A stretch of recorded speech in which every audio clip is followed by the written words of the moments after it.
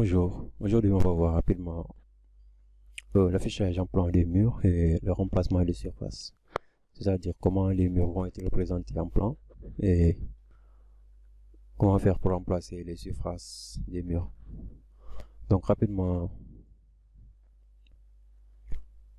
si on va dans les options du mur, donc dans l'onglet plan et coupe, on peut voir l'affichage des murs sur affichage sur l'étage et affichage en plan. Donc rapidement, pour le premier point, l'affichage sur l'étage, ça va nous permettre d'indiquer sur quel niveau les murs vont apparaître. C'est-à-dire que chaque mur va apparaître soit sur l'étage d'implantation seulement ou tous les étages appropriés.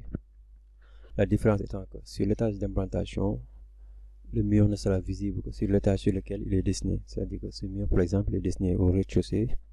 Si je vais à l'étage, je ne la verrai pas. Maintenant, l'autre point, c'est tous les étages appropriés. Pareil, si je choisis tous les étages appropriés, par exemple, si je viens à l'étage aussi, je ne verrai rien. Parce que dans ce cas-ci, ce mur-là s'affiche seulement sur l'étage rez-de-chaussée parce que sa hauteur ne dépasse pas celle du rez-de-chaussée. Donc, je m'explique. Si j'ouvre la coupe, vous voyez, ce mur-là ne dépasse pas le niveau du premier étage. Donc, dans tous les cas, il s'affichera seulement au rez-de-chaussée. Même quand même, si je change la hauteur du mur, par exemple, et que je le mets, disons que je vais le décaler pour que ça dépasse. Donc là, ce mur, il est au rez-de-chaussée et à l'étage. Donc là, si je viens à l'étage, vous verrez, je verrai ce mur qui est celle-ci. Maintenant, étant donné que il dépasse le niveau pour aller jusqu'à l'étage, donc il sera aussi affiché ici. Mais si vous voyez bien, l'affichage n'est pas et un peu différente de celle du rez-de-chaussée, tout simplement parce que ceci nous indique que ce mur ne vient pas du rez-de-chaussée, de l'étage du moins, mais du rez-de-chaussée, et que c'est un mur qui se prolonge à l'étage. Ok, maintenant nous allons voir l'autre point, c'est-à-dire les remplacements de surface.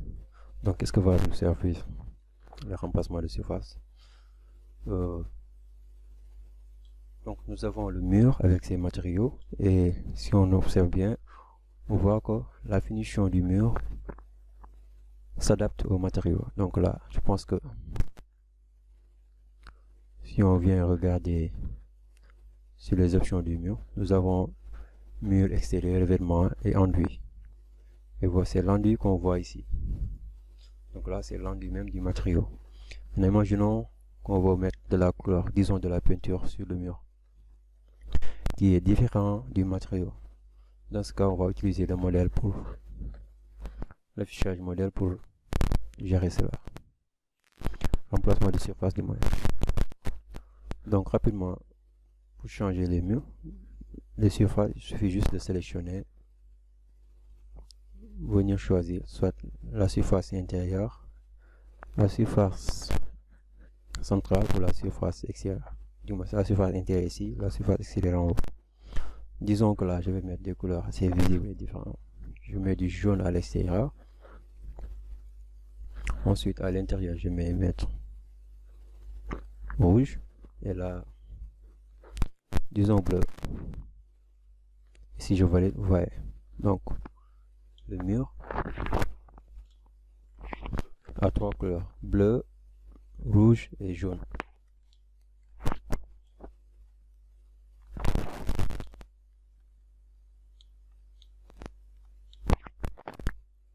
N'est-ce pas? Maintenant là, qu'est-ce qu'il faut faire attention dans ces cas-là? C'est ça, les dépassements des couleurs. Disons que là, ce mur-là, je vais changer pour mettre. D'abord, je vais mettre ça, je vais mettre des matériaux simples. Ça va être plus visible. Disons que mur simple et un peu temps. Vous voyez. Donc la jonction, si les deux murs ont des matériaux différents, donc la jonction ne va pas être prises en compte dans le remplacement. Donc ce qu'il faut faire pour éviter ce genre de problème, c'est très simple. Vous sélectionnez les murs et là vous activez surface d'extrémité, remplacer en utilisant mur adjacent. Et aussitôt cette surface et il prend directement la texture ou le matériau du mur qui est adjacent à celui-là. Donc ceci vous évite d'avoir cette partie du mur qui va continuer.